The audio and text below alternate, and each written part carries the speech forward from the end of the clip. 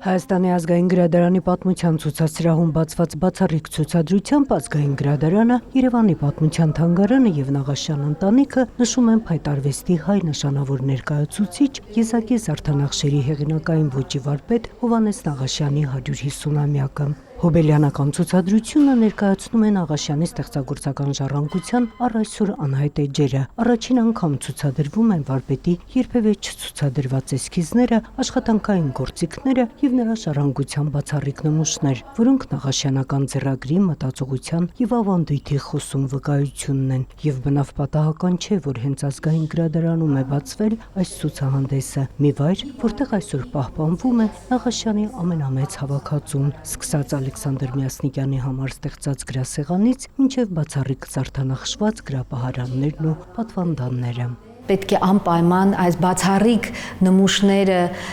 եվրոպական մտածողությամբ Արնուվոյի եւ Արդեկոյի իրականացումը փայտարվեստի միջոցով հայկական շունչով թամանյանական ոճի մեջ կարելի է ասել, պետք է անպայման իր ուրույն տեղը գտնի մեր կարծում մշակութային ժառանգության որպես հուշարձան նմուշները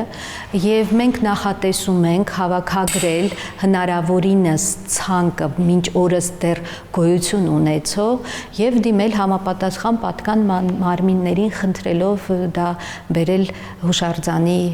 կարգավիճակի։ Նաղաշյանի հեղինակած գործերից բացառիկ նմուշներ կան Սարդարաբադի եւ Երևանի պատմության թանգարաններում, նաեւ ընտանեկան հավաքածուներում, գրասեղաններ, պահարաններ, ամբիոններ, աթոռներ, հարթաքանդակներ, որոնք ապշեցնում են Նախշերի նրբաճաշակությամբ։ Քանաքերցի խանութպանի ընտանիքում ծնված Հովհաննեսը ընդդիմանալով հոր կամքին, որպես կյանքի գործ ընտրեց փայտարվեստը եւ կարողացավ այն հասցնել բարձր արվեստի մակարդակին։ Ինքը կարողացավ այդ արհեստը փայտամշակման արհեստը բարձրացնել արվեստի մակարդակին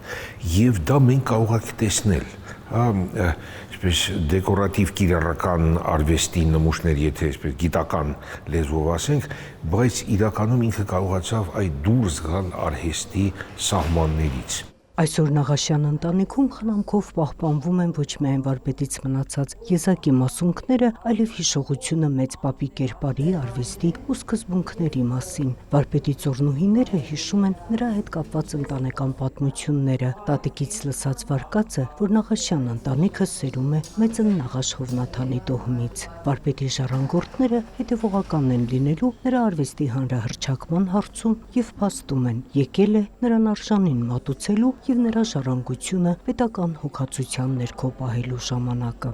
Մենք մեր կողմից ինչ որ կարող ենք անել, դա դիմել պետությանը եւ խնդրել, որպեսզի որոշում կայացվի նրա ժառանգության, Հովհաննես Նաղաշյանի ժառանգությանը տալ պահպանության ինչ որ երաշխիքներ